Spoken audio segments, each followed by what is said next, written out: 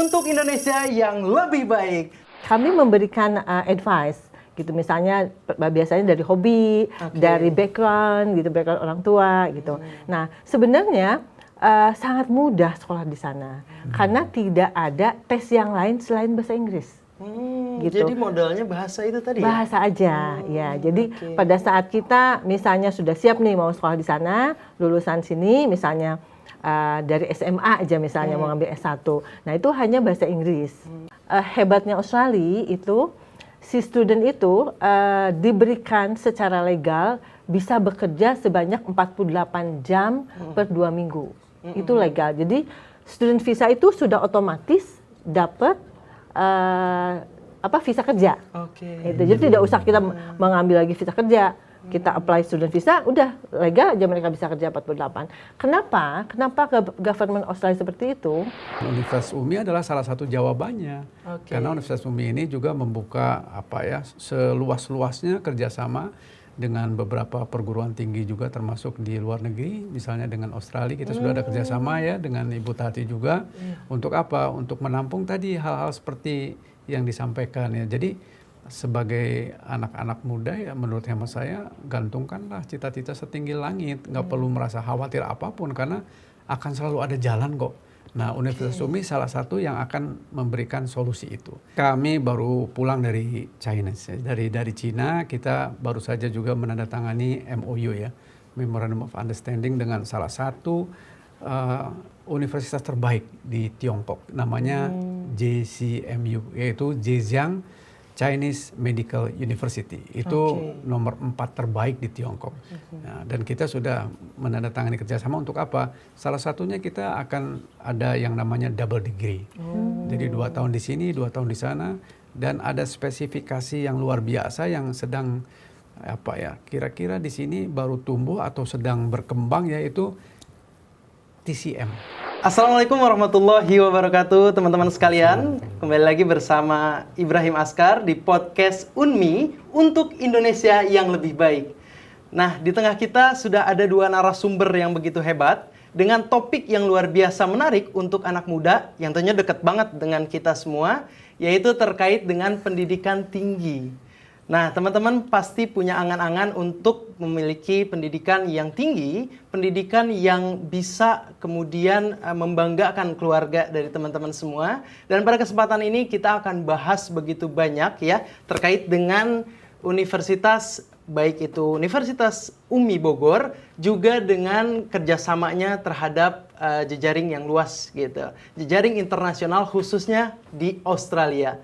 Salah satu negara yang menjadi destinasi bagi pelajar di Indonesia untuk menempuh pendidikan tinggi di luar negeri. Seperti itu. Tidak perlu berlama-lama, kita temui narasumbernya. Yang pertama ada Bapak Dr. Salim Al-Bakri. Bapak selamat siang. Selamat siang, Mas Ibrahim. Assalamualaikum, Pak.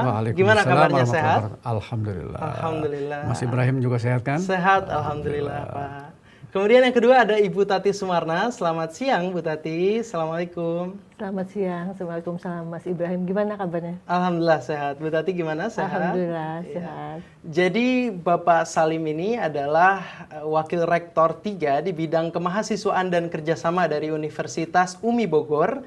Sedangkan Ibu Tati Sumarna adalah nantinya akan membuka cakrawala kita tentang dunia pendidikan di Australia.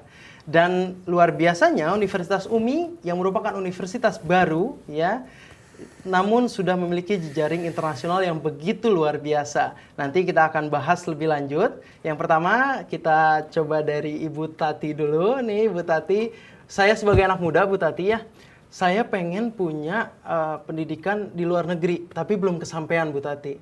Di antara teman-teman saya juga seperti itu.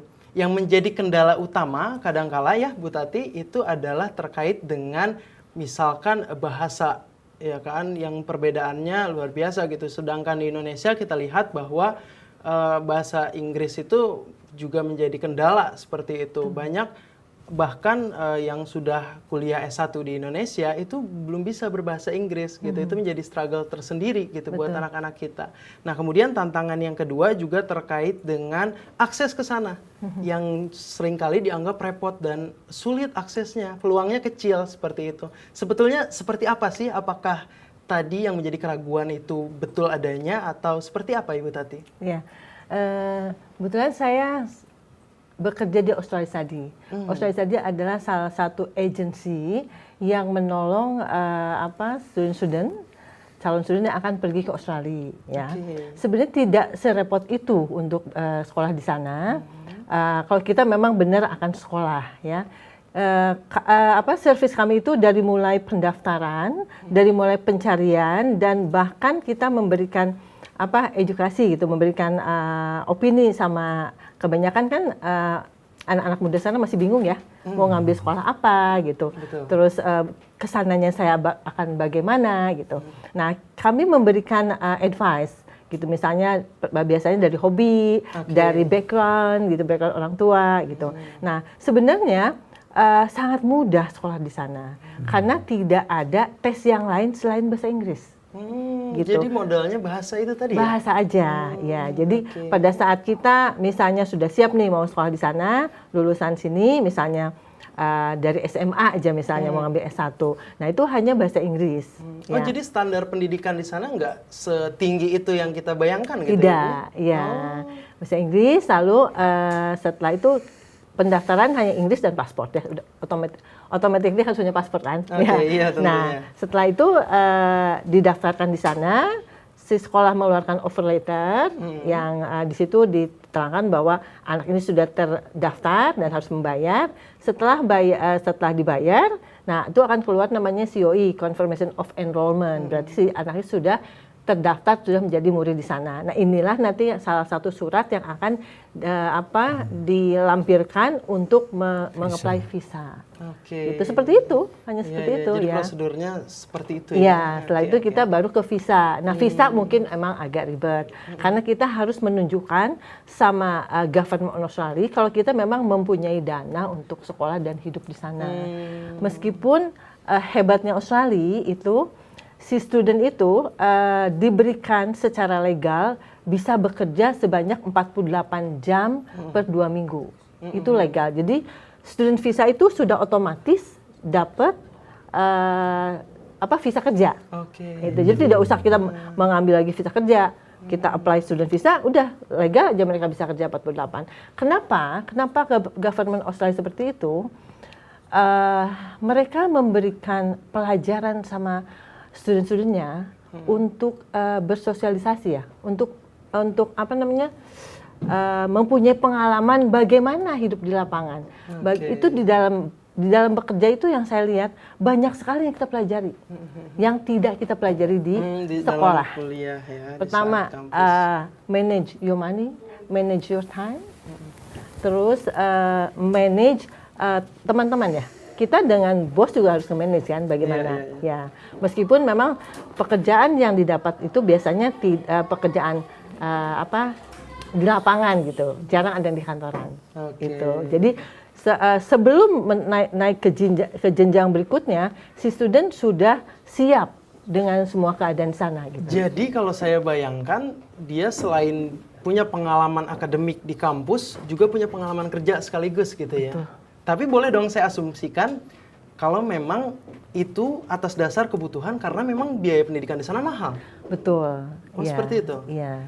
Jadi yang memang menjadi kekhawatiran dari anak-anak muda sekarang itu terkait dengan biaya. Kadangkala dia punya angan-angan yang tinggi, tapi sayang sekali tidak bisa keluar negeri itu karena itu tadi biaya yang terbatas begitu, Bu Tati. Iya, tapi kebanyakan karena memang kerjanya hanya 40 jam per 2 minggu, jadi si anak-anaknya itu hanya untuk uang saku. Tetap aja orang tua harus membekali mereka untuk sekolahnya. Gitu. Iya. Tapi bekal ilmu juga, ya, bekal mereka bisa ke depannya juga harus bagaimana, terutama kemandirian ya. Kan di sana agak susah ya mencari kayak yang di sini banyak kan pembantu gitu ya. Di sana kita semua harus sendiri. Iya.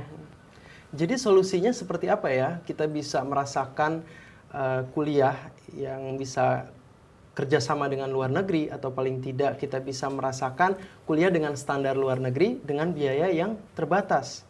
Barangkali kita menyambung dengan Pak Doktor. Gimana Pak Doktor? Bagaimana kira-kira solusi terkait dengan permasalahan anak muda yang punya angan-angan tinggi namun terbatas? Kendalanya adalah biaya, seperti itu Pak. Iya, jawabannya seperti tadi disampaikan Bu Tati ya. Yang pertama memang kita harus punya semangat. Anak muda ini harus selalu optimis, semangat untuk lebih baik kan, seperti judul tadi ya, menjadikan Indonesia lebih baik itu. Dan Universitas UMI adalah salah satu jawabannya. Karena Universitas UMI ini juga membuka seluas-luasnya kerjasama dengan beberapa perguruan tinggi juga, termasuk di luar negeri, misalnya dengan Australia kita sudah ada kerjasama ya, dengan Ibu Tati juga. Untuk apa? Untuk menampung tadi hal-hal seperti yang disampaikan ya. Jadi sebagai anak-anak muda ya, menurut hemat saya, gantungkanlah cita-cita setinggi langit, nggak perlu merasa khawatir apapun karena akan selalu ada jalan kok. Nah, Universitas UMI salah satu yang akan memberikan solusi itu. Universitas UMI juga memberikan beasiswa, kita juga ada akses-akses yang sangat ya, terutama bagi yang berprestasi ya. Karena orang-orang yang berprestasi juga kadang-kadang ada constraint lain ya, tetapi kita akan memberikan jalan keluar lah. Nah, jadi kita dengan kerjasama dengan IC ya, Ibu ya, Australia Study ini ya, kita akan mencarikan universitas-universitas yang ya baik dan juga tadi sekaligus bisa memberikan kesempatan kerja. Jadi luar biasa. UMI juga mempunyai prodi-prodi yang bisa diterima juga di Australia Bu ya. Dan kita juga sudah ada kerjasama dengan salah satu dari universitas yang juga bekerja sama dengan IC. Misalnya kita juga sudah MOU dengan NAPS ya Bu ya. Betul. Jadi itu semua saya pikir yang penting semangat lah. Jadi ya there is a will, there is a way. Betul. Di mana ada kemauan, di situ ada jalan. Jadi luar biasa sekali kita bisa melihat bahwa ketika kita menemui tantangan-tantangan yang memang kadang hanya ada di pikiran kita, namun tidak kita cari jalan keluarnya, maka itu akan sulit. Tetapi ketika kita mau berusaha dengan semangat, seperti yang disampaikan tadi oleh Pak Warek, bagaimana kita dengan semangat akan menemui jalan. Salah satunya adalah Universitas UMI Bogor menjadi solusi bagi kalian, teman-teman muda yang ingin berkuliah dengan pengalaman kerjasama dengan dunia internasional, bahkan bukan hanya Australia, banyak sekali ya. Selain di Australia, kira-kira Pak Warek, di mana lagi? Ya, baru-baru ini kami baru pulang dari China. Dari Cina, kita baru saja juga menandatangani MOU ya, Memorandum of Understanding dengan salah satu universitas terbaik di Tiongkok, namanya JCMU, yaitu Zhejiang Chinese Medical University. Itu nomor 4 terbaik di Tiongkok. Nah, dan kita sudah menandatangani kerjasama untuk apa? Salah satunya kita akan ada yang namanya double degree. Jadi 2 tahun di sini, 2 tahun di sana, dan ada spesifikasi yang luar biasa yang sedang kira-kira di sini baru tumbuh atau sedang berkembang, yaitu TCM, Traditional Chinese Medicine. Baru-baru ini ya, Presiden kita juga baru menandatangani dengan Perdana Menteri China ya, itu apa? Untuk bisa melegalkan traditional Chinese medicine bagian daripada kedokteran. Jadi kita akan melakukan itu, dan bahkan kita kan satu grup dengan Rumah Sakit UMI ya. Jadi Rumah Sakit UMI juga akan bekerja sama untuk mendirikan TCM Center, Traditional Chinese Medicine Center di sini. Jadi lulusan kita nanti akan lebih juga mempunyai keahlian-keahlian yang kedepannya itu sangat dibutuhkan. Nah, itu juga salah satu kerjasama kita di samping Australia, kita dengan apa yang tadi disebutkan dengan Zhejiang ya, Zhejiang Chinese Medicine atau Chinese Medical University. Luar biasa ya, padahal Universitas UMI Bogor ini terhitung universitas yang baru ya, tapi luar biasa gebrakannya ya teman-teman, bisa sampai dengan mancanegara kerjasamanya, luar biasa. Saya apresiasi betul bagaimana teman-teman dari Rumah Sakit UMI Bogor juga dengan Universitas UMI Bogor bisa bekerja sama terkait dengan salah satu bidang di kesehatan seperti itu. Nah, kalau kita berbicara soal UMI di Bogor itu terkenalnya memang rumah sakit UMI ya, Pak Warek ya. Betul, nah, betul. tapi apakah prodinya hanya spesifik mengenai kesehatan, Pak Warek? Iya, alhamdulillah kita ada 6 prodi ya. Oke. 6 prodi dengan 2 unggulan yaitu kebidanan dan keperawatan. Oke. Dan kebidanan dan keperawatan kita itu sudah akreditasinya baik sekali ya. Dan alhamdulillah lulusan kita juga sudah terserap dan bahkan ya masih kurang ya kalau kita mau bicara supply demand itu ya. Jadi demand untuk keperawatan dan kebidanan ini sungguh besar sekali ya, dan banyak rumah sakit di kita yang membutuhkan itu. Jadi untuk 2 prodi kita, keperawatan dan kebidanan itu insya Allah itu akan tidak sulit lah mencari kerja dan akreditasinya baik sekali. Adapun 4 prodi yang lainnya itu kita memang prodi sosial atau humaniora, itu ada ilmu hukum ya, kemudian ada manajemen, kemudian komunikasi digital, dan yang terakhir kewirausahaan. Oh, luar biasa. Memang itu banyak sekali yang disebutkan tadi yang memang anak muda sangat tertarik tuh jurusan atau prodi-prodinya. Jadi tunggu apalagi teman-teman yang memang punya ketertarikan untuk melanjutkan ya dari tingkat SMA atau SMK ke tingkat pendidikan tinggi, khususnya teman-teman yang ada di area Bogor ya. Nggak usah jauh-jauh. Ya, ada universitas baru yang memang punya potensi yang sangat luar biasa untuk kedepannya. Kadang memang anak muda itu, Pak Warek, itu ragu ketika, wah ini universitasnya baru, tapi tidak mencari tahu lebih lanjut ya. Mudah-mudahan dengan obrolan ini teman-teman sudah terbuka pandangannya, ya ibu-ibu dan bapak-bapak juga bisa kemudian memperlihatkan hasil obrolan ini kepada anak-anaknya sehingga anak-anaknya bisa lebih paham terkait dengan Universitas UMI Bogor. Nah, untuk Bu Tati, kita beralih lagi. Kira-kira apa kiat-kiat untuk anak muda yang memang punya spirit tadi yang luar biasa untuk bisa bisa kuliah di luar negeri seperti itu, Bu? Ya, kiat-kiatnya hanya tadi aja yang disebutkan sama Bapak. Ya, niat. Ya, sama mungkin mereka harus belajar dari awal untuk bisa berbahasa Inggris. Ya. Itu aja kiat-kiatnya sebenarnya. Nah, juga banyak sekali anak-anak muda yang dia salah ambil jurusan. Itu fenomena yang menarik ya di Indonesia. Banyak sekali yang akhirnya menyesal mengambil misalkan prodi A gitu ya. Ternyata minat bakatnya itu tidak di situ, seperti itu. Nah, seperti apa sih solusinya atau pandangan dari Bu Tati untuk anak-anak muda sebelum mengambil jurusan atau memilih prodi seperti itu? Seperti yang tadi saya sudah sebutkan ya, jadi servis kami itu memberikan mereka arahan kemana sih sebenarnya. Biasanya kita tanya dari hobinya atau background orang tuanya gitu. Kan kadang-kadang orang tuanya punya perusahaan dan mereka juga kan biasanya nanti akhirnya harus menjalankan perusahaannya gitu, dan itu kebetulan mereka menyukainya gitu. Kiat-kiatnya seperti itu. Dan di Australia juga banyak jurusan-jurusan yang tidak ada di Indonesia, seperti project management gitu, tidak ada di Indonesia juga. Lalu yang lainnya aged care mungkin di sini nggak ada juga ya. Aged care itu ada sebagai salah satu kompetensi yang akan diarahkan untuk nurse biasanya itu ya. Jadi aged care itu kan untuk lansia. Betul. Ya, dan ada juga kita dengan Jepang. Oh ya, tadi lupa saya juga, kita ada kerjasama juga dengan salah satu agensi di Jepang itu, pengiriman tenaga kerja ke sana ya, yang dari keperawatan ini. Yang tadi kalau Jepang namanya Kaigo. Kaigo juga untuk aged care sama aja. Jadi di sana luar biasa kebutuhannya tuh luar biasa. Di Australia juga saya baru sadar dengar tuh ada 130.000 yang dibutuhkan. Kita baru kurang dari 1.000. Oh. Betul. Ya betul ya Bu ya. Betul. Jadi peluangnya sangat tinggi ya, terbuka luas. Maka nggak usah takut, anak muda harus niat. Keep spirit. Betul. Gitu. Luar biasa. Dan salah satu mungkin kelebihan di Australia pada saat kan memang selalu kan anak muda itu mengambil keputusan kadang-kadang terlalu terburu-buru ya. Nah di sana itu kita bisa ganti fakultas dengan mudah, gitu. Misalnya dia mereka sudah sudah melalui satu term aja untuk yang diploma ya 3 bulan. Setelah 3 bulan mereka misalnya, aduh saya kayaknya salah nih di sini gitu. Akhirnya kita bisa mengajukan ke Director of Study-nya untuk pindah. Oh bisa ya? Bisa seperti itu, dan tidak dikenai biaya sedikit sekali gitu. tapi asal masih satu university gitu. Mudah sekali seperti itu. Jadi mereka bisa berpindah kalau misalnya mereka merasa tidak itu bukan passionnya dia gitu. Baik.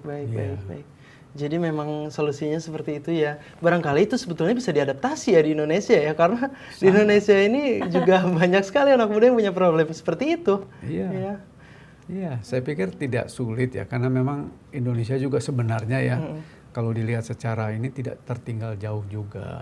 Ya, tinggal bagaimana ya mengemas ya dari ya kemampuan dari ya kita semua lah, baik itu dari tenaga pengajarnya, ya kemudian juga mahasiswanya juga. Kalau secara bersama-sama ya membuat semacam sinergi yang baik, semuanya nggak ada yang bisa tidak diatasi, semuanya bisa diatasi. Luar biasa. Terima kasih, ini luar biasa sekali. Saya selaku host di sini aja banyak sekali informasi yang penting sekali yang saya baru tahu hari ini. Ya apalagi teman-teman sekalian di rumah ya bisa sambil santai menyimak obrolan dari kami yang mudah-mudahan bisa membuka juga pengetahuan teman-teman sekalian, juga Bapak Ibu sekali lagi juga bisa sampaikan kepada anak-anaknya terkait dengan informasi ini. Tentunya kita berharap sesuai dengan tagline dari podcast kita, untuk Indonesia menjadi lebih baik, seperti itu. Dan salah satu upayanya adalah bagaimana pendidikan kita terus dorong sehingga dapat lebih dari sebelumnya dan dapat berkembang terus-menerus, seperti itu.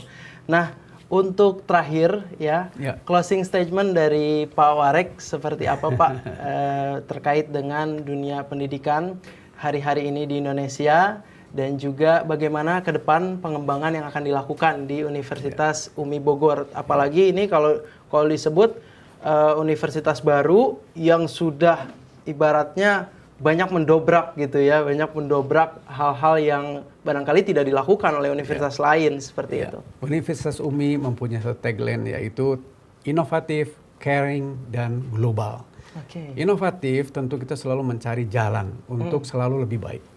Caring, kita mempunyai kepedulian, ada empati kepada siapapun ya, para pemuda ya, teman-teman muda ya, siapapun ingin menjadi lebih baik, very welcome.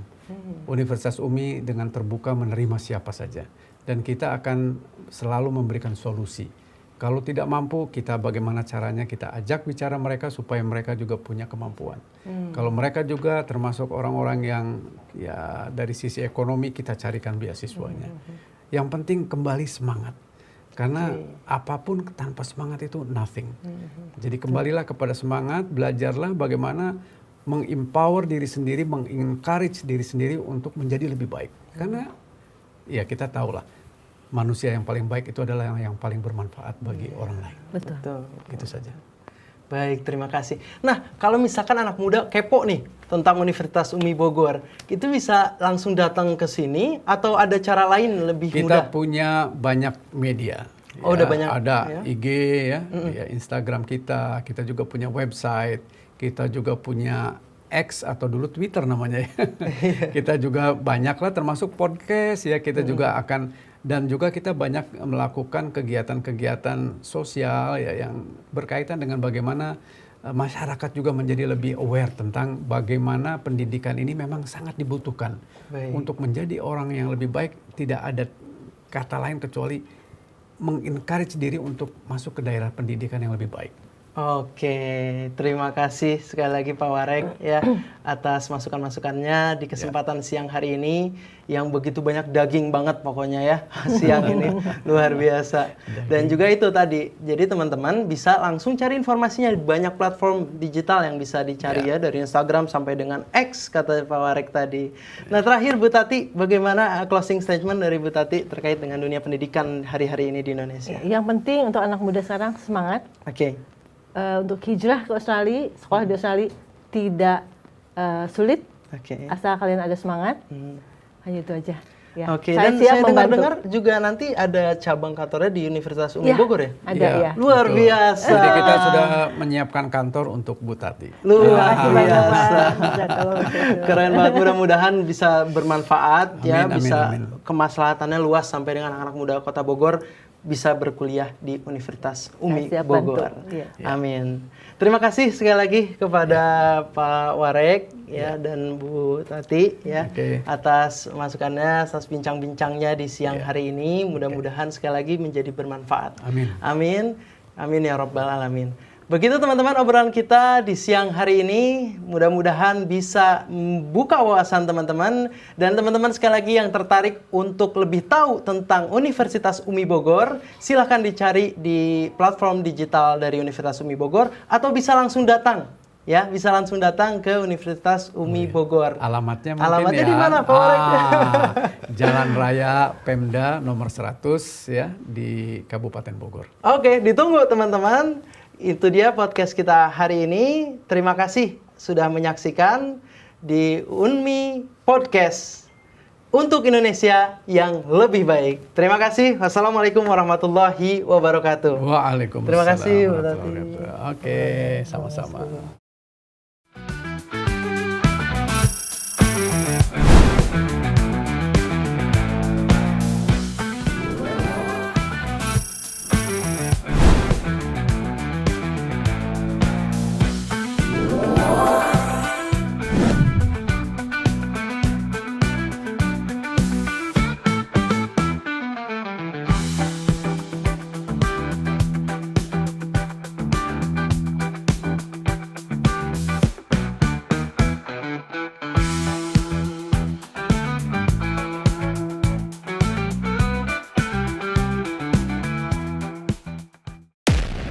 Unmi Bogor untuk Indonesia yang lebih baik.